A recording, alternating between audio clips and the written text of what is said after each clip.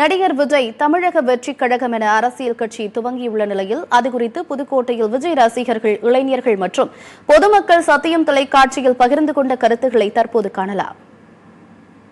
அறிவிச்சிருக்காரு. First தமிழக வெற்றி கழகம்னு ஏற்கனவே 2-3 நாளா பேசிக்கிட்டு இருந்தாங்க கட்சி ஆரம்பிக்கிறதா. இங்க தேவை இருக்காங்கிறத விட இங்க சரியான ஆட்கள் இல்லைங்கிறது தான் ரொம்ப முக்கியமே. நிறைய இடத்துல இங்கே சரியான ஆட்கள் ரொம்ப தேவைப்படுறாங்க. ஆனால் அந்த இடத்த விஜய் நிரப்புவாரா அப்படிங்கிறது எனக்கு கேள்விக்குறியாக தான் இருக்குது. யார் வேணாலும் அரசியலுக்கு வரலாம். இன்றைக்கி சூழ்நிலையில் நிறைய பேர் அரசியலில் இருக்காங்க. ஏன்னா கமல் சார் அவர் கட்சி அவர் ஒருத்தர் தான் அவரே ஜெயிக்க முடியாமல் இருந்த சூழ்நிலையிலே இவர் வந்திருக்காரு. ஆனால் இந்த அரசியலில் ஒவ்வொரு விஷயத்தையும் அவர் யோசிக்கணும். ஏன்னா அவர் நின்னா ஜெயிக்கலாம். ஆனால் எல்லா டிஸ்ட்ரிக்ட்லேயும் அது மாதிரி ஆள் கிடைக்குமா, அந்த அளவுக்கு சர்வீஸ் கொடுக்க முடியுமா? அவர் நிறைய அரசியல் நிறைய கற்றுக்கணும். என்ன இன்றைக்கி உள்ள அரசியல் சாதாரண அரசியல் கிடையாது.